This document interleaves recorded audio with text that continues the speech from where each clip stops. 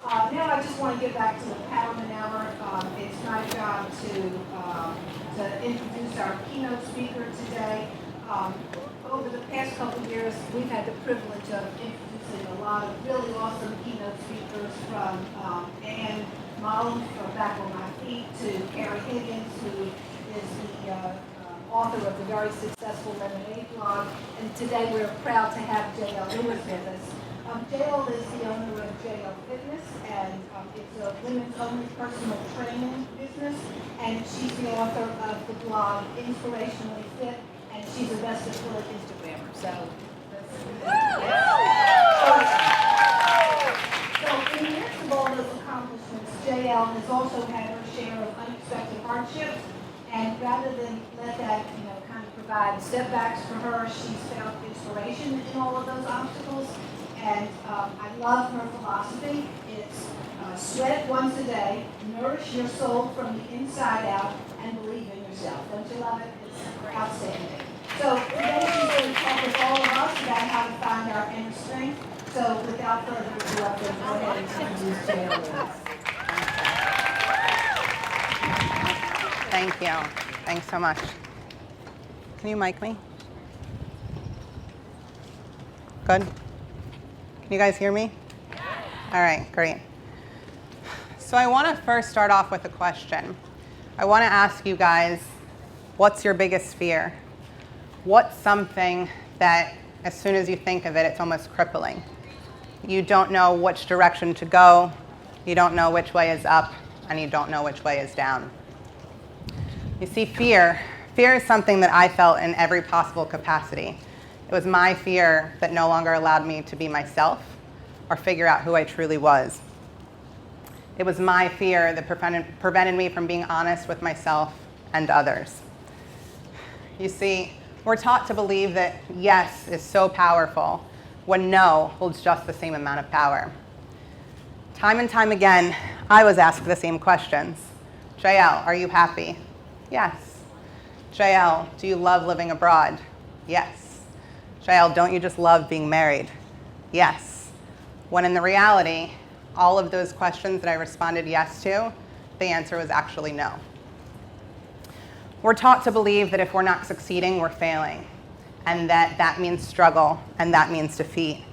But yet sometimes we have to learn that our struggle is what teaches us what triumph takes, what defeat feels like, and what success truly is. I stand before you today not as the person that I once was, but the person that I am today, here and now. You see, we all have stories, but sometimes we don't talk about the hardships that come with our stories. We don't talk about how we got to the end. I want to change that. For those of you who don't know me, my name is J.L. Lewis. I'm the owner of JL Fitness, a women's-only personal training and events company. I am also the creator of InspirationallyFit.com, a blog where everybody has a story. I'm a health and wellness consultant, and I help other companies build their brands. I was also voted Best Affiliate Instagrammer last year, Fitness Instagrammer, so thanks for that, guys. I appreciate that. I'm a New Balance ambassador, and I can bang out some pretty impressive pull-ups. But sometimes that's the part that people choose to see in me, when there's actually so much more to that. As you can see, I'm probably known for my body, not necessarily the aesthetics or just how it looks, but how I've decided to use my body as a platform to connect to one another and connect everything else in life. Yes, I have a strong physique, but my strong physique, it took time. And yes, I have a strong mental capacity, but that took a lot of lessons. At this point, you're probably wondering who I really am and what my story actually is. When, ironically enough, my story took many years to unfold, and it took many years for me to comprehend and completely understand. And I'm still trying to understand it.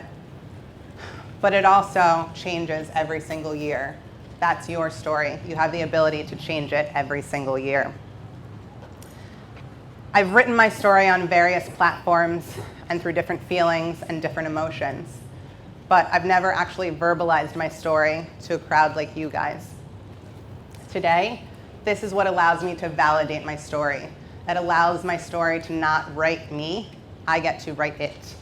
This is something that allows me to see that there is light at the tunnel and that no matter what, we always have a story to share. But my story, probably like many of you, began with a false sense of expectations, what you thought you were entitled to, and what you thought you deserved. As many of you can relate, we do things by the book, this magical book, this magical plan of how things are supposed to unfold and how our life is supposed to look. But yet, none of us really know why that's the plan and why that's the one that we happen to follow. But we aim for it, and that's what we try to follow. My chapter one begins with me graduating college with a degree in exercise science and nutrition. Just like most college grads, I figured I'd never actually get a job in my field. Not because I wasn't trying, but just because I didn't think it was something for me. So I'm sorry if I wasted that money, Mom and Dad. But during that time, our peers are rather influential. And it was my peers and my friends that told me I should pursue a career in the fitness industry. And at this point, I had no idea what that actually meant. And to be completely honest, I didn't know anyone that actually had a full-time successful career in the fitness industry. So I didn't think anything of it, chalked it up, and nothing really came to fruition. That was until one night I had a dream. Yes, I had a dream. I had a dream that I should do something in fitness. To me, it was almost as if I were having an epiphany. And I shared this with my friends. They laughed at me. Not because they didn't believe in me or think that this was something that I could actually accomplish, but because they had told me that I should do this 3 years prior. They looked at me, gave me the whole roll-eyed thing and said, yeah, I told you so. But again, at this point when I had that dream, I knew that fitness came to me. I didn't go searching for it. I knew that there was a greater meaning in that moment. So at this point in my life, I was never particularly good at one thing, and I wasn't very passionate about one thing in particular either. With the fitness industry, I didn't know what to put my mind towards, and I didn't know what to aim for. I really had no idea what my goals were. For as long as I can remember, I was in shape. I grew up dancing ballet and running track. I never struggled with being overweight. If anything, I struggled with being underweight. And I never really had any issues with food. This was the part for me that was a disconnect. When you're trying or learning how to teach someone to live a healthier life, how are you supposed to teach them to do that if the only thing you know is living a healthier life? So I still didn't have a clear path of where I was headed. And I knew that I wanted to figure it out, and I knew that I wanted more. So with my newly awarded degree and my fresh resume in hand, I landed myself a desk job, but wanted a personal training studio. Life goals, I know, but recent college grad, you take what you can get. So at this point, I still didn't feel very accomplished. I still didn't know what my meaning was. But while working at the studio, even behind the front desk, I was able to see the people and the members come in on a regular basis. I could see their change. I could see them change not only physically, but mentally as well. I was willing to listen to any story that they were willing to tell me, and it changed my perspective on things. This was something that I could get used to. This was something that I wanted more of. So I did. Instead of just sitting behind the desk, I started training a few personal training clients here and there. It went well. They saw results, and they liked me. It was great. But unfortunately for me, it still wasn't enough. Again, I wanted more, but I didn't know how to find that. So I maintained the front desk hustle along with a few clients here and there for a little over a year. That was easy, that was comfortable, and it was something that I could manage. Yet it was also during that time that I fell in love. I decided to up my own personal fitness game and compete in a figure competition. And if you ever competed in a figure competition, you know that those bikinis are the tiniest things ever known to man. That was something that scared the shit out of me, stepping on stage in front of hundreds of people in this really, really tiny, bright red bikini.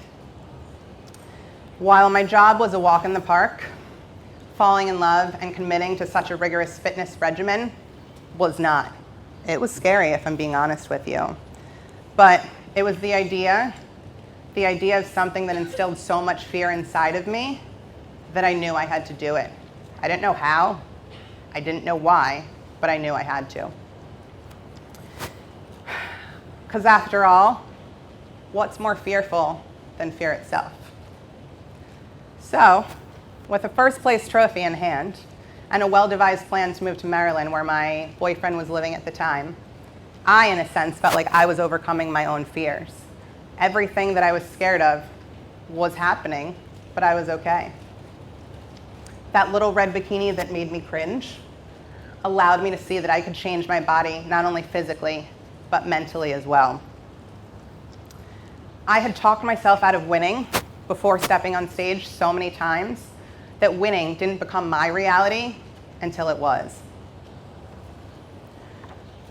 While I moved to Maryland and I lived there for a little over 2 years, said goodbye to my desk job that wasn't that difficult because I knew there was more out there for me and I knew that I could do more. There was only one big box gym in the area. We had a house in the suburbs, and that big box gym shall remain nameless in case they try to sue me.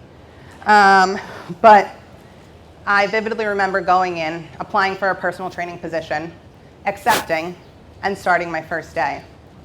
I also remember quitting the same day.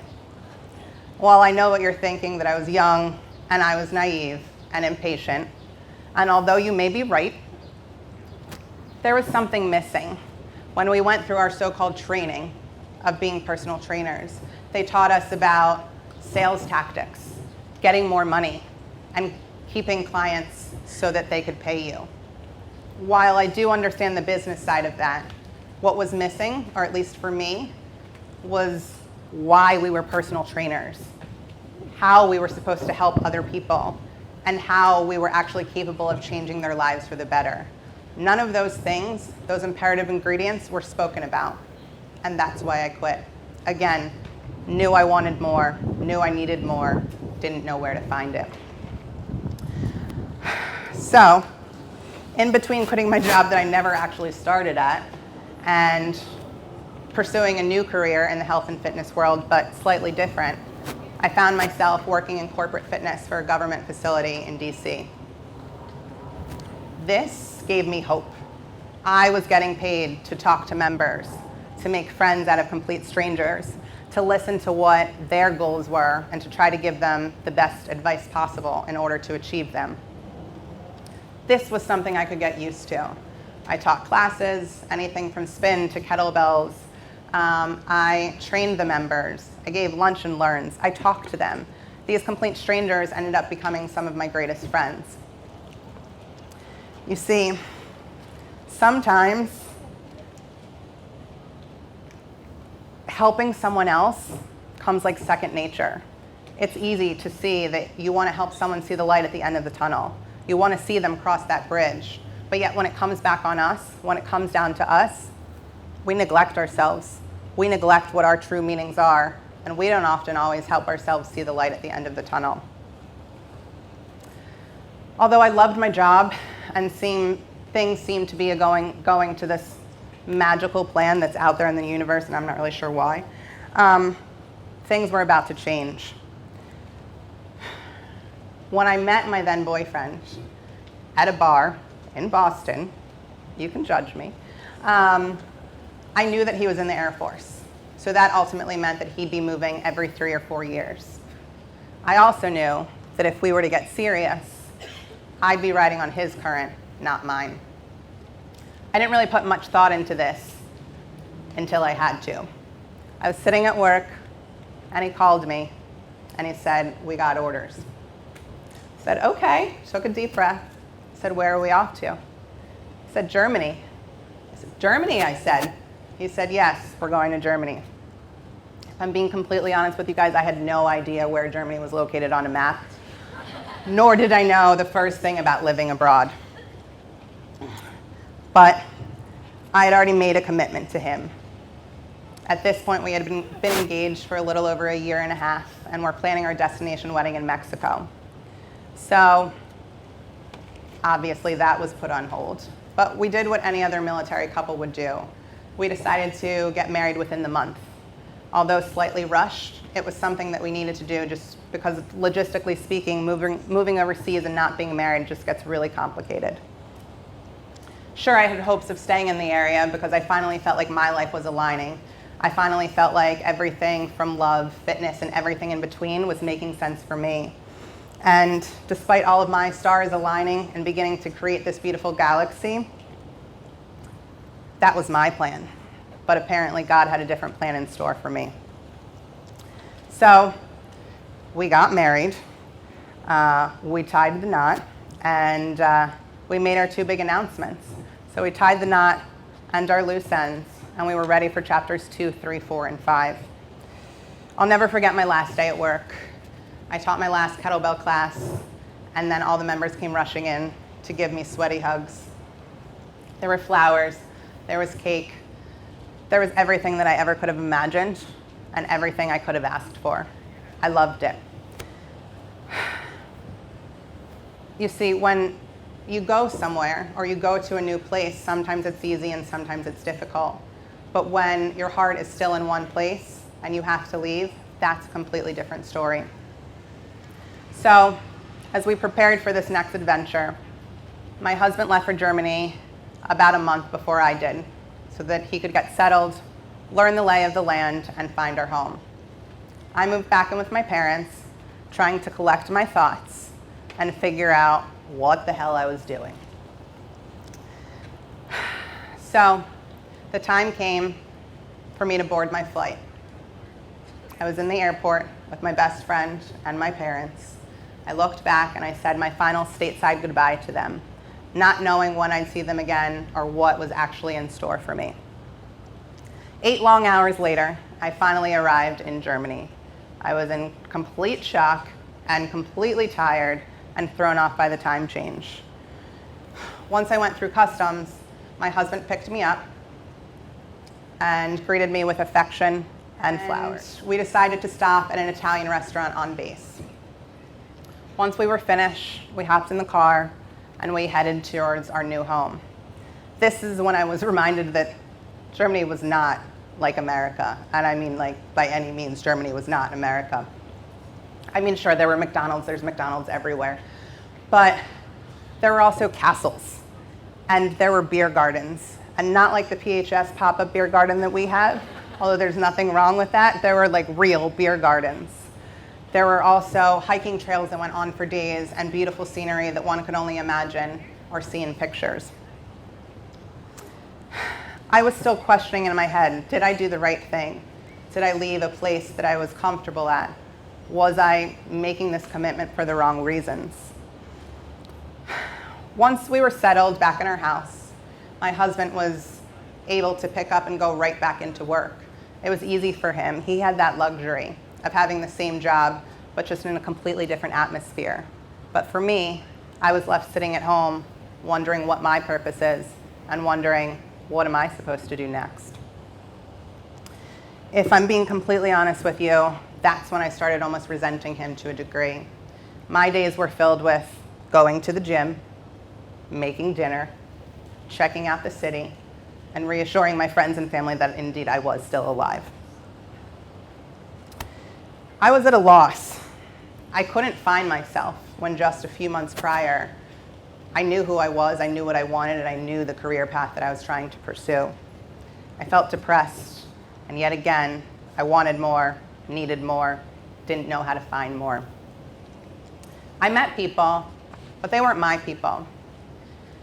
For some reason, I didn't seem to fit in quite well with the military wives whose lives seemed to revolve around their husbands. And I certainly didn't fit in well with the wives who had children. Not that there's anything wrong with children, but I just wasn't in that headspace at the time. There came a time when I could no longer express my emotions to myself, let alone my husband. And as I tried with every fiber of my being to pull myself closer to something more meaningful and more passionate, he was pulling further and further away from me. We were two people that were living under the same roof with very similar lives, but completely different desires. I figured I'll go back to what I know. If I throw myself back into this work mode, I'll be okay. I'll figure it out. Things will start to make sense. So I decided to go back to school to get my master's. I had to take a few prerequisites beforehand, and things were going well. Wasn't fully myself again, but felt like, okay, I can slowly figure this out. One night after class, I came home. I sat on our overly sized sectional, and my husband was sitting across from me. He looked me in the eyes, and he said, I want a divorce. That was a tough pill to swallow. I think I was in complete and utter shock, and the only word that I was able to come up with was, okay. I didn't start crying. I didn't have a panic attack. And a part of me just kind of felt like, okay, I'm just going to go with this.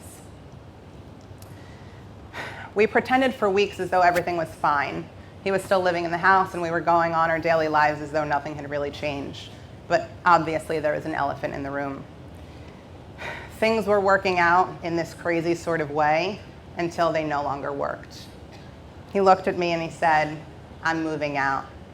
That is when it hit me. That is when my world came crashing down. That's when I didn't know what to do, and I panicked. I begged and I pleaded for him to stay, for us to work on our marriage, for us to figure out whatever we needed to do.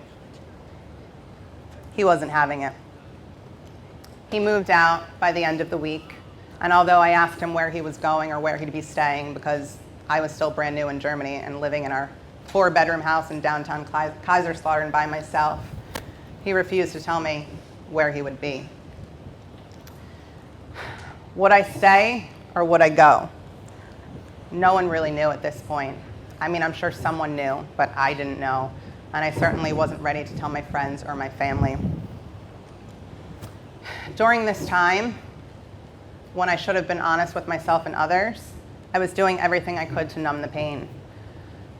There were days when I prayed I wouldn't wake up. And there were also days when I drank countless bottles of wine so that I didn't have to feel anything, so that I would go numb and not even realize what was going on. You see, the funny thing is, my biggest fear, my fear 3 years ago, was leaving my desk job and stepping on stage in a tiny bikini. At the time, those were my fears. Those were my biggest fears, and I had overcome those. But at that point in my life, my reality, my biggest fear of failing was coming to life. I didn't want to tell my family because I figured that they would judge me as someone whose marriage failed. And ultimately, in a sense, it kind of did. I didn't want to tell my friends because I thought they would judge me for ultimately picking up and moving across the world for a guy that I met in a bar. It was during this point of my life that I didn't have any real friends in Germany. I had my friends stateside, but I didn't have any real friends in Germany. I isolated myself. I didn't want to talk about what was going on, mainly because I didn't want to face it on my own. But that, looking back, is probably one of my biggest mistakes, is not sharing what was going on because it made it worse. You see, sometimes when you're put in these situations, you never know how strong you are until strong is the only option that you have. This time there was no one in my corner. My husband wasn't there to lead the way, and there was certainly no one holding my hand. I held this one in. I pretended for so long as if things were okay, as if things were all right. I lived this lie. This lie also ate away at me. This lie didn't allow me to sleep. This lie sent me to the hospital because I was convinced that I had an ulcer in my stomach, when in reality the doctor told me it was just a massive amount of stress. This was also a lie that I chose to live and a lie that I chose to believe. So when I found out that my husband was already seeing someone new and off gallivanting with this woman, that's when it hit me. I was shocked, and I felt like the weight on my shoulders was almost unbearable. He obviously didn't care about the perception of us still living this semi-normal life. He was ready to take on a new life and be with someone else when I was still struggling to pick up the pieces and be honest with myself and others. You see, in a sense, I wasn't that shocked. I kind of expected it. That's because there were some days I prayed for it. I asked that he'd be cheating on me, not for the pain that I knew associated with that, but so I could leave, so that I wouldn't have to look back, and so that I had a concrete reason to move on. I guess in a funny way, you can say that my prayers were answered. But there came a point in time where I wasn't just emotionally sick, I was physically ill, and this lie was doing this to me. I came to the point of understanding that although I was going through hell, I didn't have to go through hell alone. And although I really didn't have a voice, that didn't mean that I couldn't find one or I couldn't create it. Still, no family in Germany and no real friends.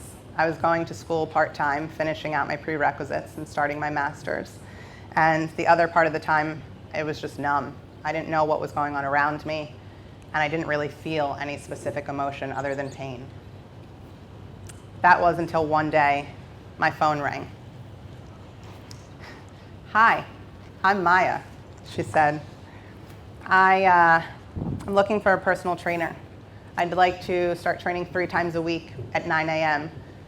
My personal trainer is moving back to the States and you came highly recommended. Is this something that you can do? I was at a loss for words. 1, I had no idea how she got my number. And 2, I didn't know what to say. I didn't know if I would actually be able to inspire someone else. I didn't know if I was ready to jump back into the personal training world, and I certainly didn't know if I was staying in Germany or if I was going. But because she caught me completely off guard, I had no other option than to say, yeah, sure.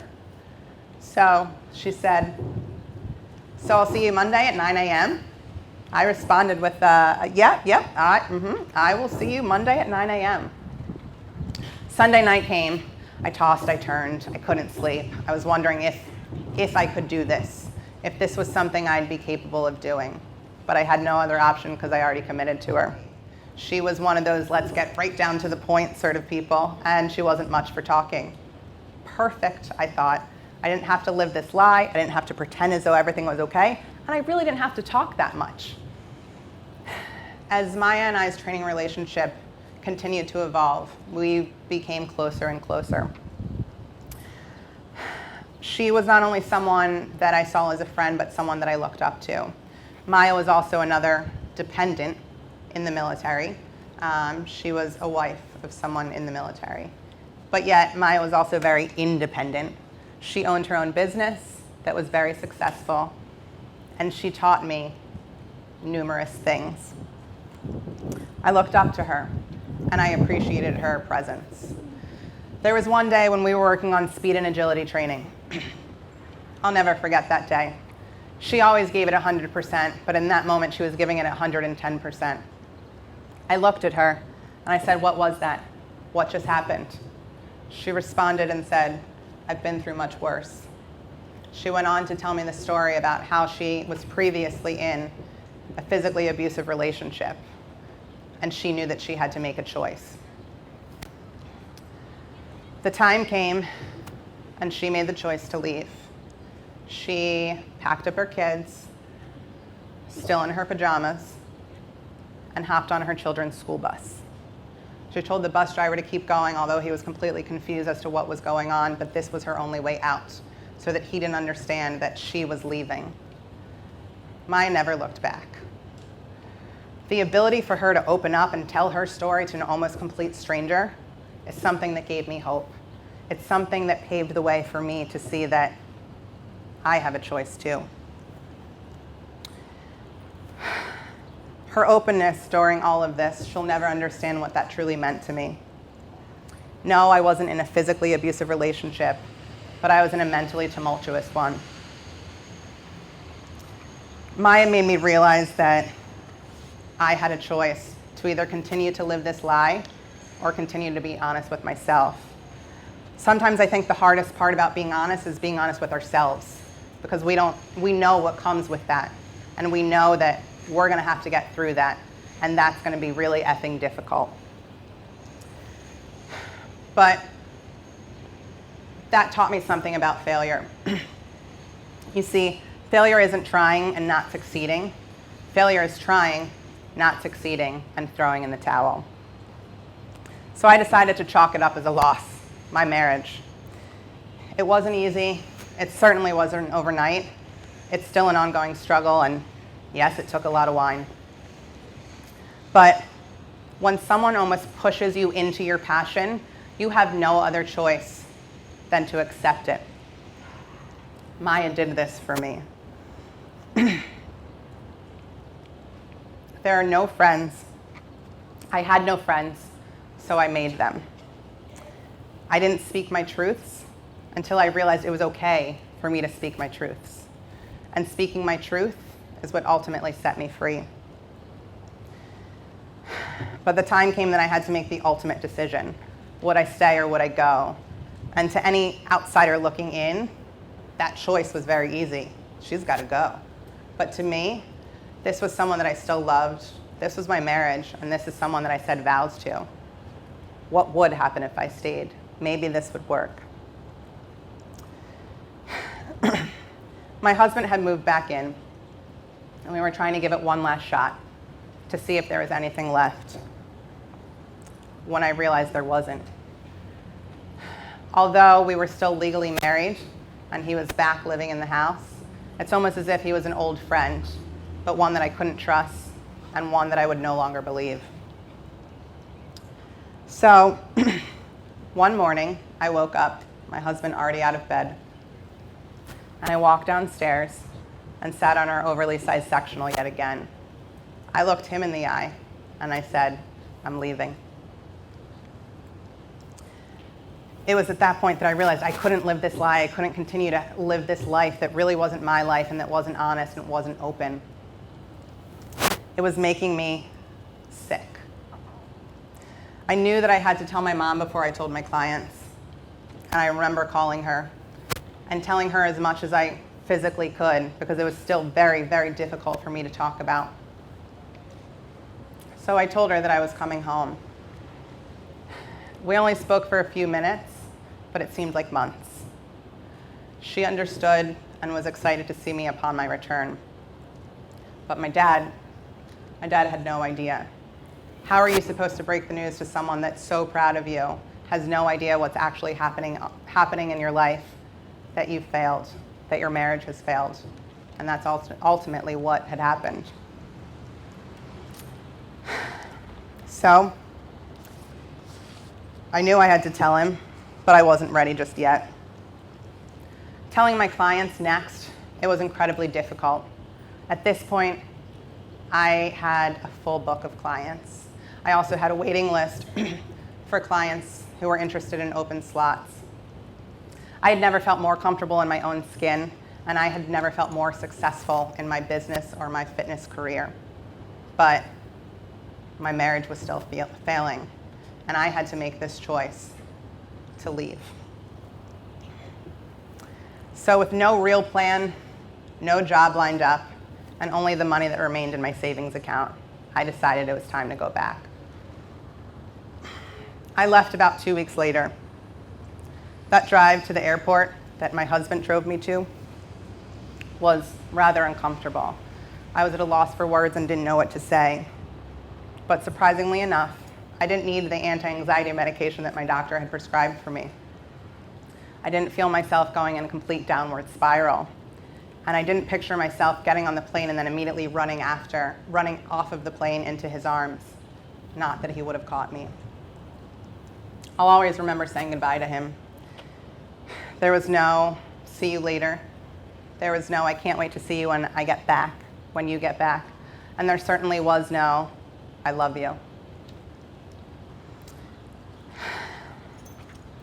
It was the strangest, but one of the most memorable moments of my life.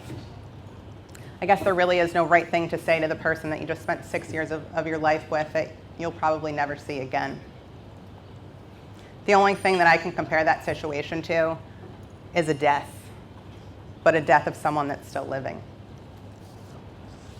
So as I boarded my flight, again, that would ultimately change my life, back to Germany with one of my best friends at the time, who I met at the gym, who was also going through a hard breakup, and who was like my butt buddy, and we were inseparable.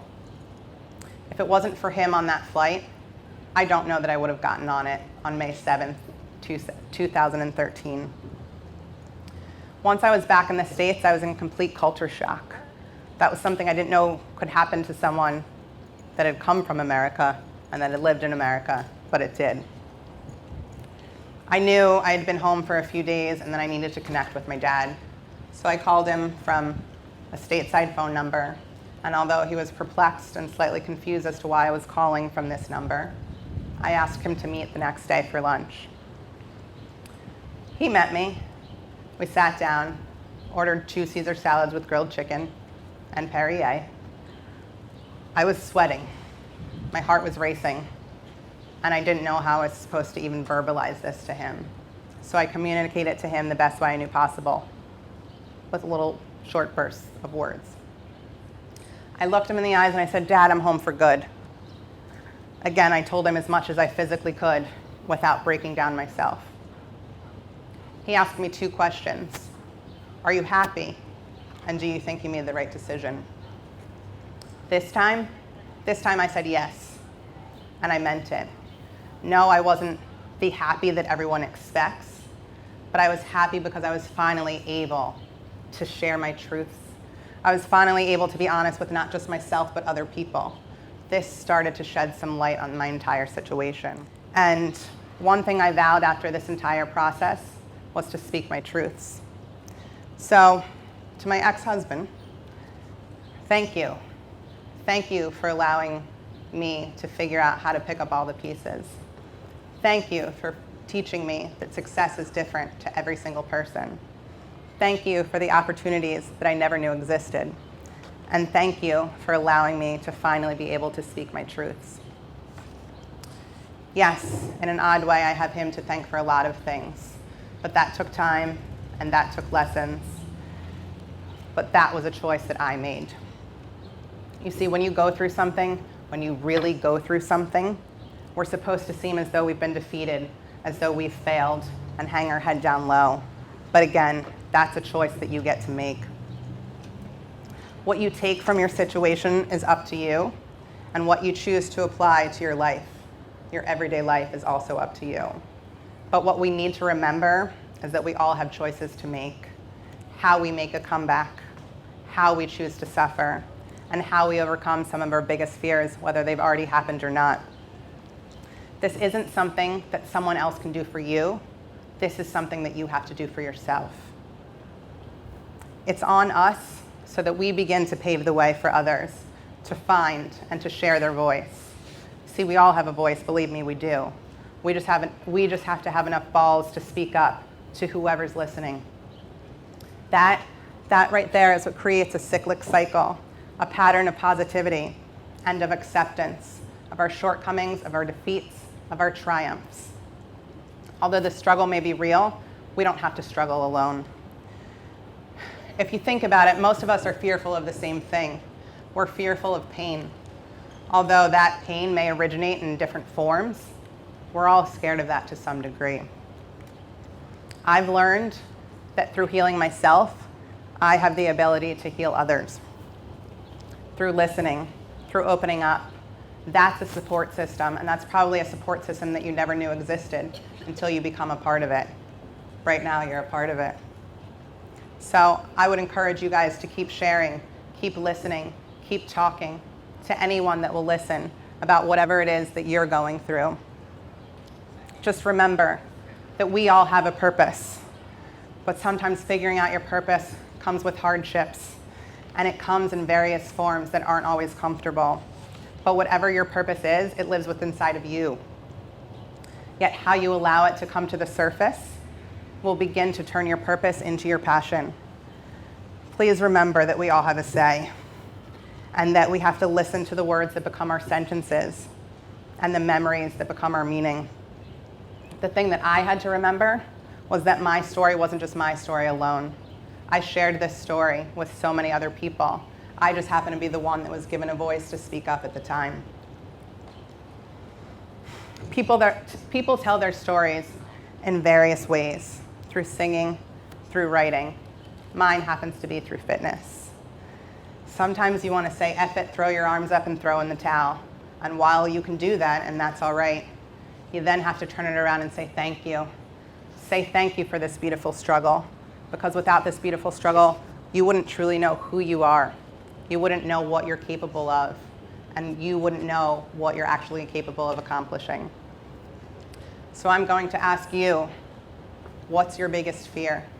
What are you so fearful of that it prevents you from going in any sort of motion, whether forwards or backwards? Once we're able to verbalize what it is that we're fearful of, we begin to relinquish the power, and we are the ones to be able to take it back. So whether you want to look to the person next to you, whether you guys want to say it all together, I think it's really important that we talk about our fears. Right now, we're in this community setting of all women where it's a safe zone. And I know that we all have something that we're struggling with or something that makes us fearful. But if we don't talk about it, it's almost as if it doesn't exist. But the truth is it exists, but just on a very depressed sort of way. So I'm going to ask you guys, what's your biggest fear? Someone, anyone, feel free. And if you guys don't feel like saying it, that's probably for a reason. We're all given this voice. We all have it, every single one of you. But speaking up is something that we choose to do. And if you don't choose to do that, that's okay. But you're not taking the power back. So this is the last time I will ask you guys. And I would really love for someone to share a fear and say what it is. Yes? Being alone. Being alone. Yes, thank you, thank you. You know, I think that's one thing that we can all relate to. In a form, you know, in a sense, it's pain. It's about wondering, can I do this on my own? Can I live this life? Will I make it? And it goes back to living your life according to this magical and mysterious plan that exists for no particular reason. But if you're alone and you're on your own right now, you're doing a damn good job.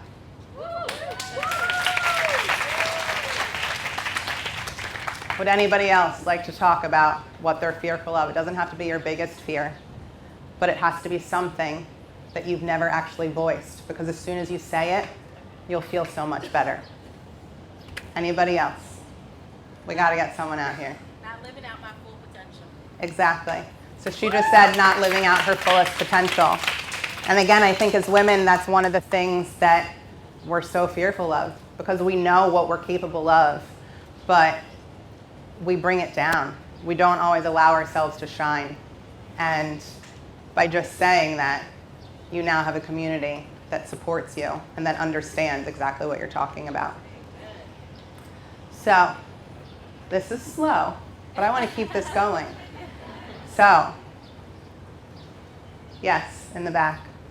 Being a burden on someone else. Being a burden on someone else. So, I'm sure we've all been there. And if you guys have girlfriends, we have all been there. Reem, I'm sorry. But it's true. You know, we go through our daily life and our daily struggle in our head. And trust me, that's not always the greatest place to be, because we think of every possible situation. And when you talk about being a burden on someone, it's almost as if saying, I want you to accept me for who I am, but I also want you to understand that. So thank you for sharing that. Yes, over there. Not taking chances. I think that's a really powerful one.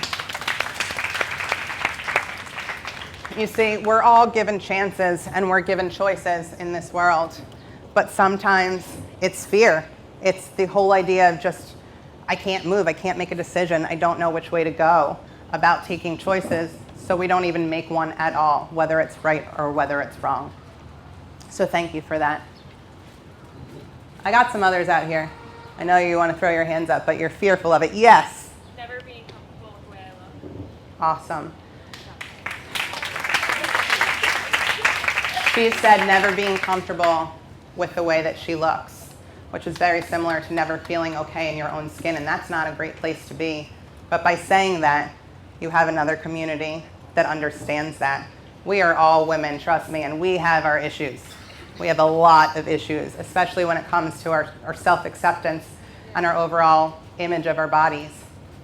And to you, they may be distorted, but I'm going to tell you that you look beautiful. Oh, thank you.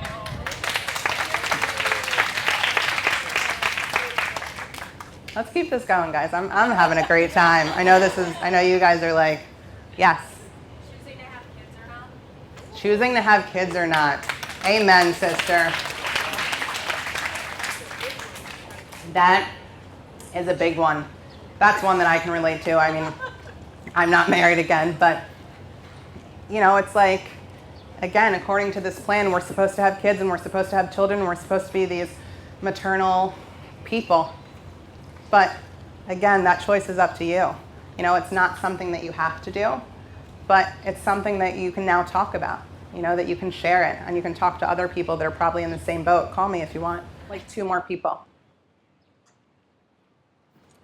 Yes. Financial stability. Let's get a round of applause for that one. I think that's awesome because we've all been there. It's like, wait, where did my money go?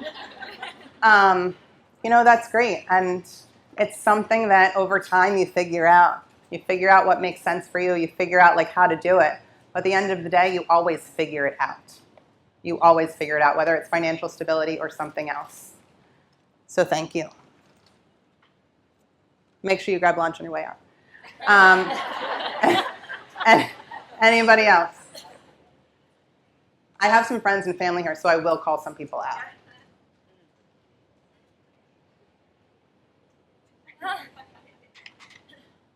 Mom. Mom, you're sitting right there. It doesn't have to be your biggest fear, but a fear. Yes. Thank you for raising your hand. I just called on you.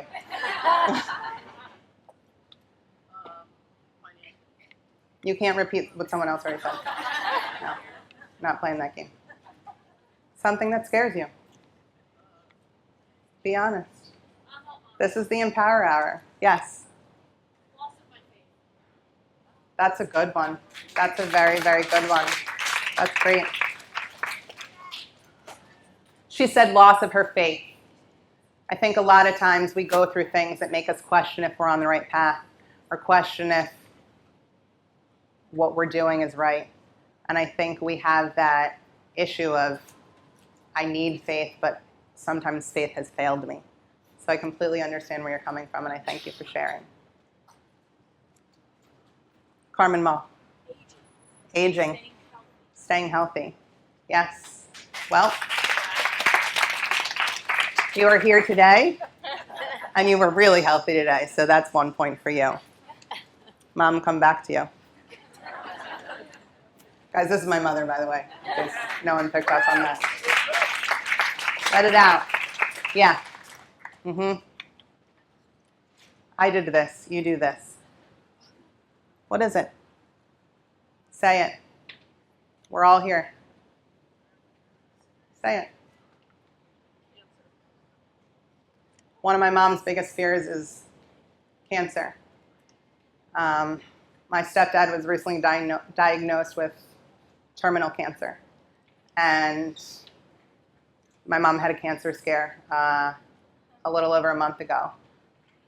Her father died of cancer. My dad had cancer.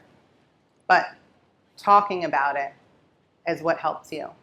We can't change if someone has cancer or not. But saying it and being open and being vulnerable is what allows everyone else to see that they're not struggling alone. Although people may not be scared about cancer, you're scared about life, you're scared about financial stability, you're scared about where this life is going to take you, you're scared about what your purpose is. But as soon as we talk about it, we begin to feel a little bit better. As soon as we let it out, we allow others to see that you guys are not alone. We are all in this together in some way, shape, or form. But you have to remember that.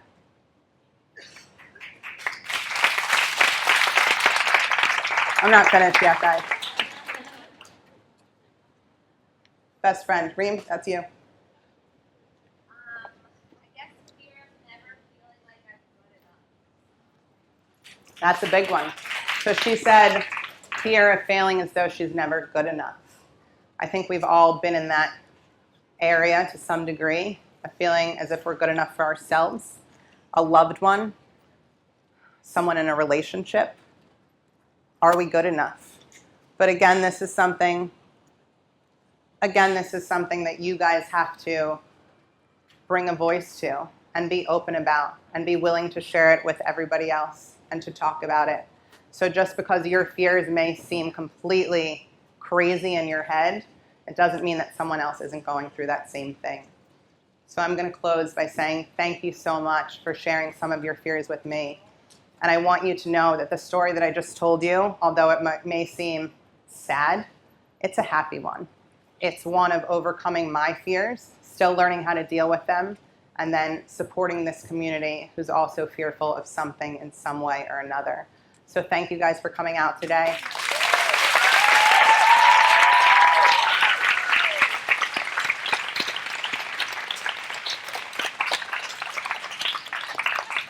My name is JL Lewis, and I had a great time with you. A big thank you to JL. Who else thinks she's going to get a stern talking to from her mom after this?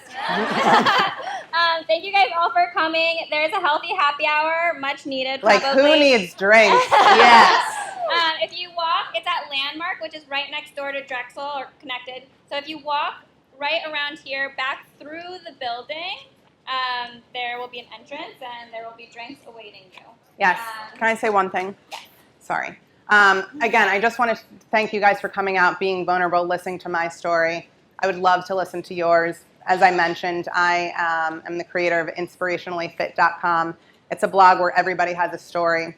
And going through my hardships and my stories, I asked other people to contribute. And sometimes it was their stories that got me through. So feel free to check it out. Feel free to share your journey, and feel free to read up on mine. I hope to see you guys at happy hour.